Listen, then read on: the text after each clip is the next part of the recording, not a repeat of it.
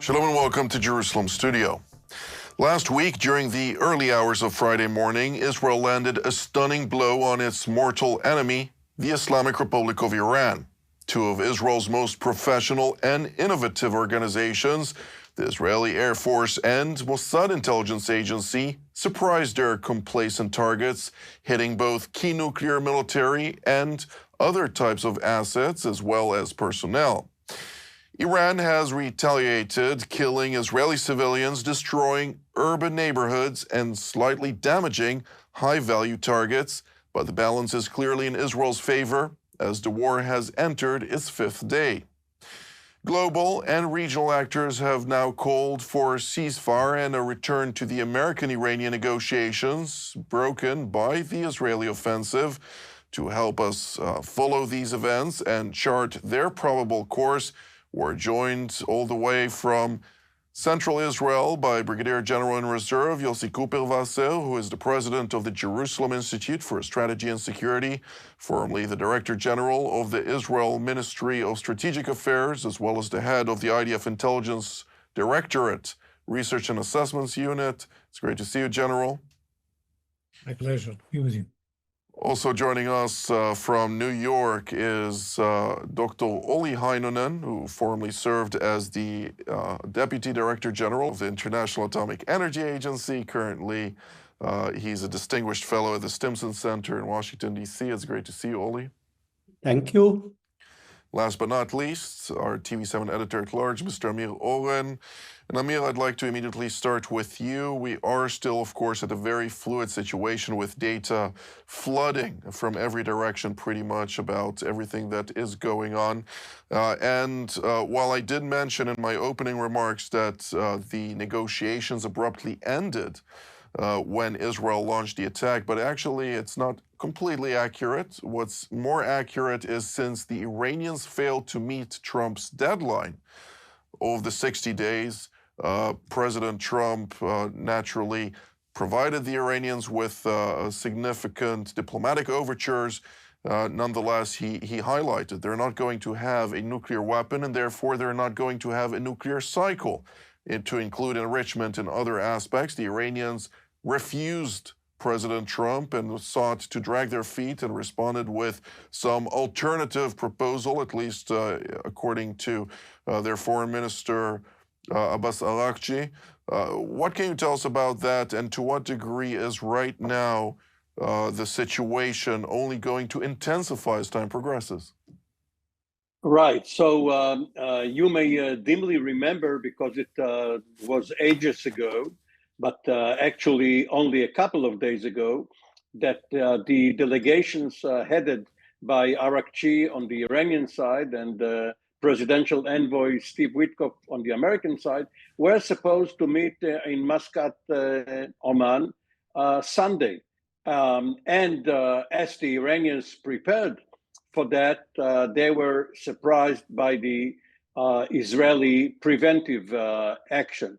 Not preemptive, but preventive. There is a distinction. But because every military action is supposed to lead eventually to some political outcome, the negotiations will supposedly resume, but with the Iranians coming into the room from a much inferior position, having lost so much of their military power, some of their nuclear sites, and with the United States poised to join Israel in attacking at least the most difficult target, and that is Fordow. So President Trump, as his habit, talked with reporters aboard Air Force One. This is still the old Air Force One, not the Qatari gift.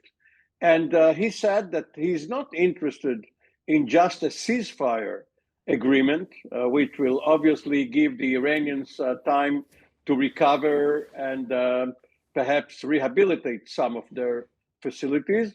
What Trump wants them is to give up. Now, this does not mean surrender, but give up their enrichment ability. And let's remember that before the war started, there was on the table, perhaps still is, a Russian proposal that the enrichment will be moved to Russia. So each side would be able to have its cake and keep it too.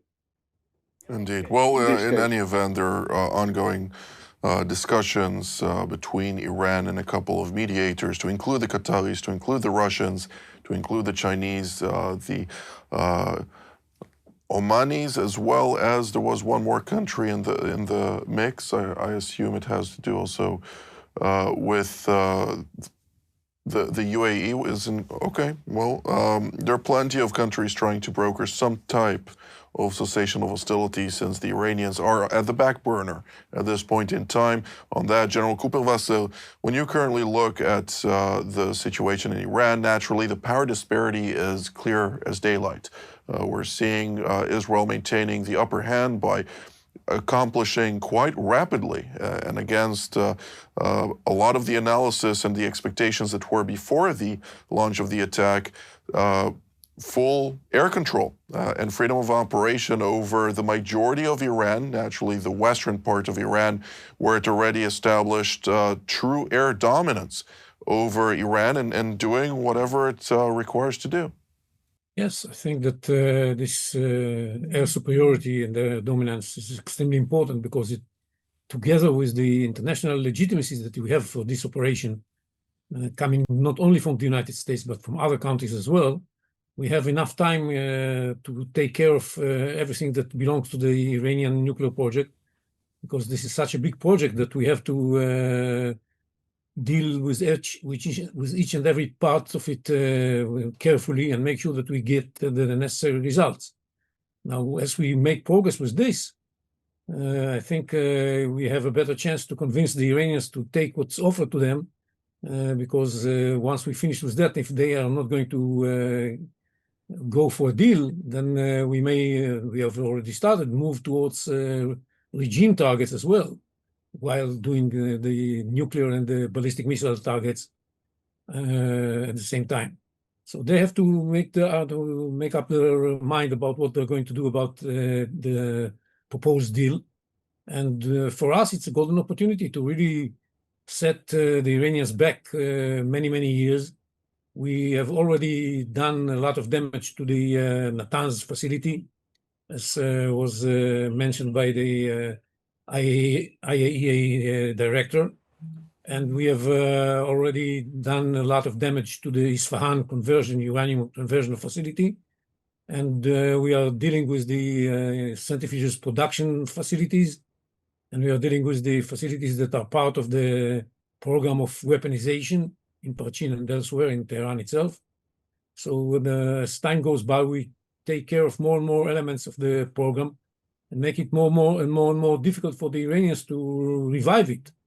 Not mentioning the fact that we have killed at least 10 of the major scientists that were leading this program. So all in all, I think it's a major setback for the Iranians. Yes, they are trying to hit us with their missiles. They managed to allow some of them to infiltrate through our defensives. But the damage caused is not something that's going to keep us back from doing what needs to be done. And we have to remember, we did what we did because we are totally convinced that the Iranians were already moving towards having the capability, or even producing, not only having the capability, but also maybe producing a nuclear weapon. They were accumulating a big amount of highly enriched uranium, 60%, and 408 kilograms of 60% enriched uranium. This is huge. And they were activating the weaponization group. This was for us the last moment to take action, and we are doing it. And we know that we are doing the right thing, with or without the Americans. Thank you, General Kupil-Vasil.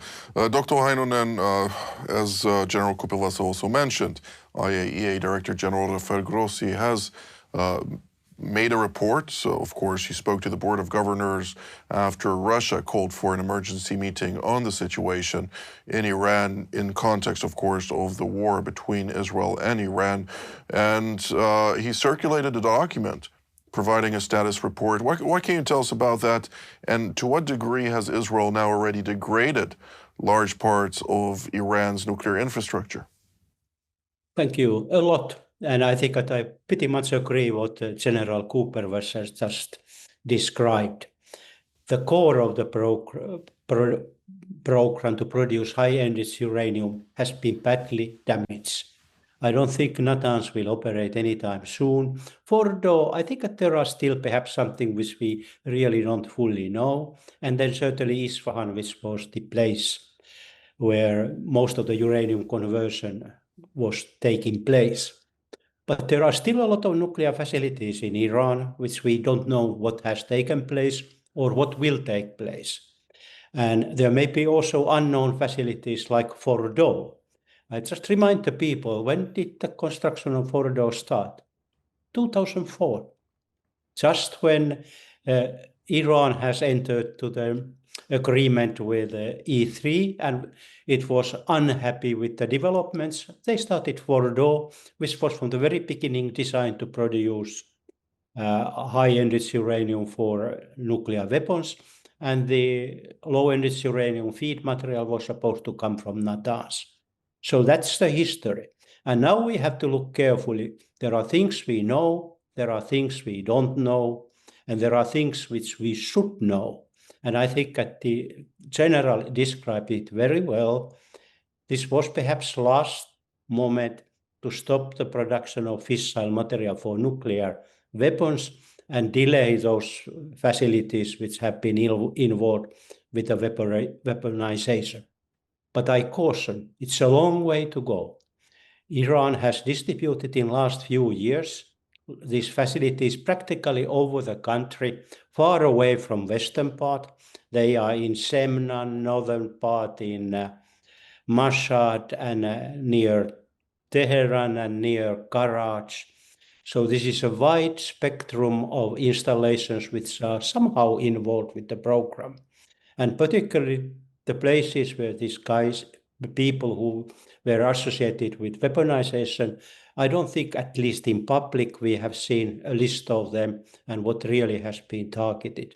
So we will see a lot of action still to come. The good news, if there is any good news here, is that the IAEA has decided to keep the inspectors in the country. I think that was an important decision, because as soon as it is possible, they should go and to see where is the high-enriched uranium today. Iran is obliged under the safeguards agreement present that and provide IAEA access to that. And that stock has to be monitored. It's unfortunate that the IAEA didn't establish remote monitoring for those stocks, even though some people like me have recommended it for a few years. But now new page can be turned and one will decide what to do with the high-enriched uranium, whether it's going to be shipped to Russia or stay somewhere else. These are the things which are now on table, and those should be addressed this time on, as Mr. Trump put correctly, in the peace negotiations, which should have much more interesting provisions than the JCPOA. Absolutely. Well, there is a good stick here. I mean, naturally, unless the Iranians accept the diktats by the United States of America, which is the one spearheading those negotiations and has a very credible military threat, and not just a threat, naturally, but having Israel employ so vigorously into Iran and degrading it so heftily, the regime is on the balance. The question on whether or not the regime is going to survive the current cycle of conflict is very much a legitimate question that needs to be asked, and plans for the day after need also to be updated, which is, according to everything that I'm hearing at least, an understatement. But nonetheless, Mr. Owen, when we're talking about the American aspect here. We hear what Dr. Heinonen had to say and also what General Kuperwasser had to say. And one thing also comes to mind as overnight, the U.S. Air Force, AFCENT, intensified its aerial operations over Iranian skies in preparatory work for something that, of course, we know where it's leading to. And then at the same time, we're also seeing roughly 12, at least 12, C-130 Star Stroppers coming to the region, scrambling to the Middle East in preparation for refueling various aircraft. This is a large quantity of aircraft tankers capable of sustaining many aircraft simultaneously in the air during an offensive. What are we to take of all of that? Iran is a huge country. I don't want to extrapolate from one visit before the revolution.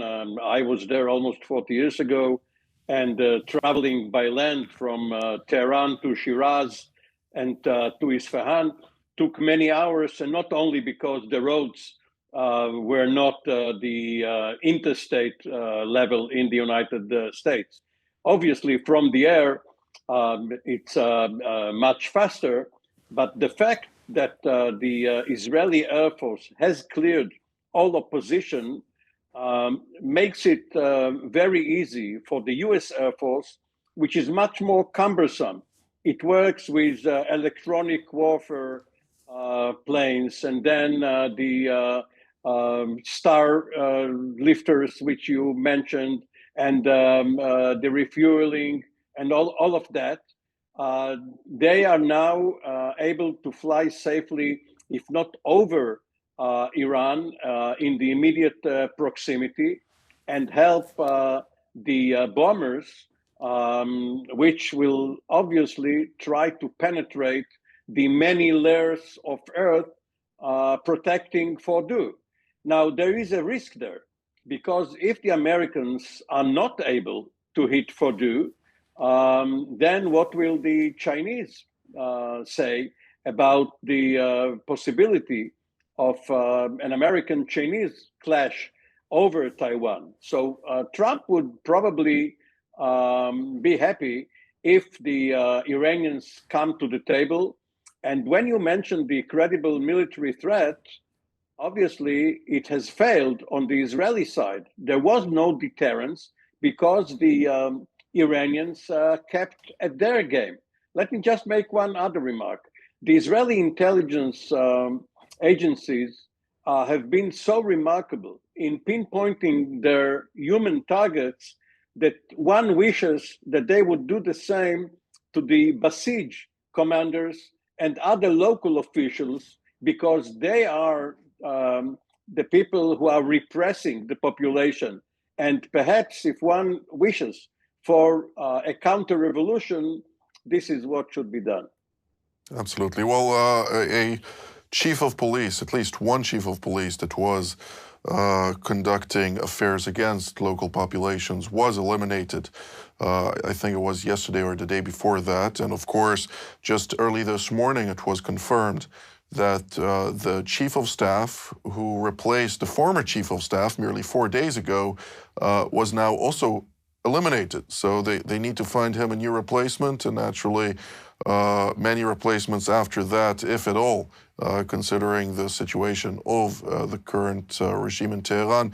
But General Kuperwasser, I'd like to ask you, since on the one hand, it was public knowledge, at least a part of it was public knowledge, in which the United States provided Israel and the defense forces in Israel tens of thousands of munitions, heavy munitions, bunker busters, and others of different types to prosecute a long-term campaign that, of course, has granted Israel now a long longevity and long fortitude in the capacity to prosecute this rising lion campaign, as it's dubbed. But on the other hand, we see the Islamic Republic of Iran, in which over a third of its launchers, long-range launchers, have been destroyed.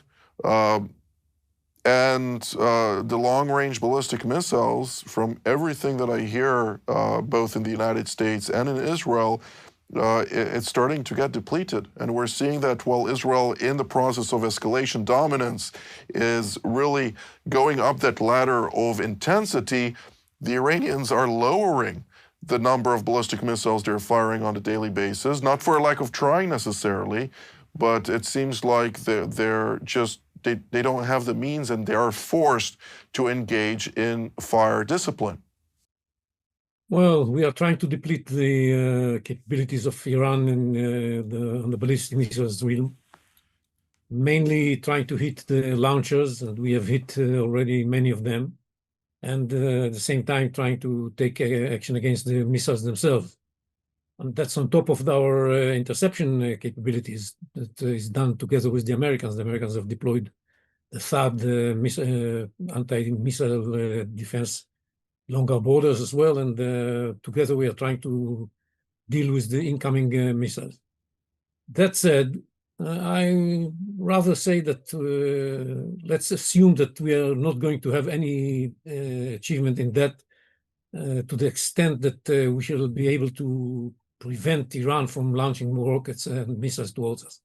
This is going to continue. We have to assume that this is going to continue. They have different numbers are thrown in the air, 1,200, I don't know, it doesn't matter.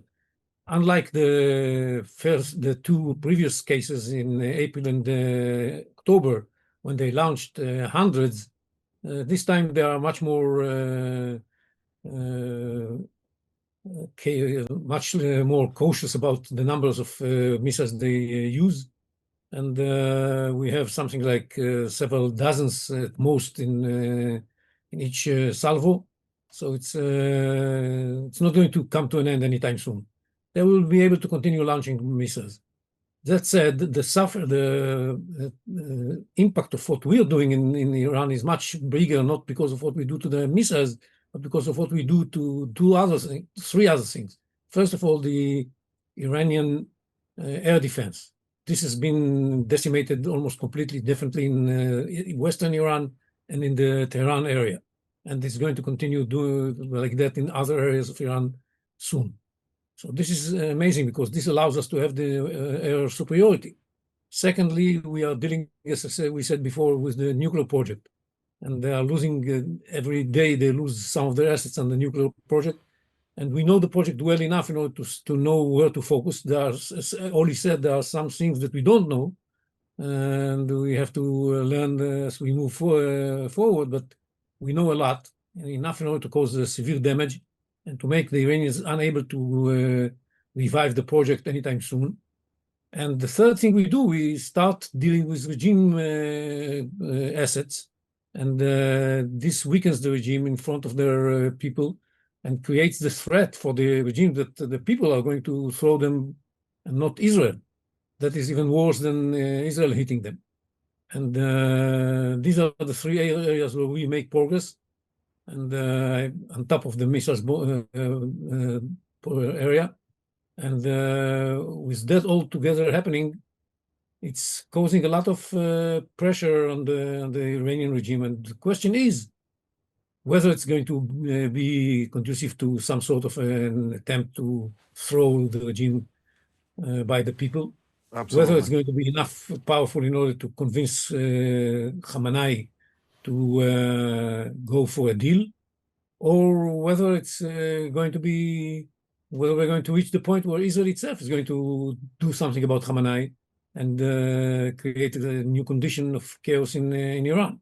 Which, as Prime Minister Netanyahu has mentioned, nothing is off the table, to include, of course, the Ayatollah and supreme leader of this regime, namely Ali Khamenei.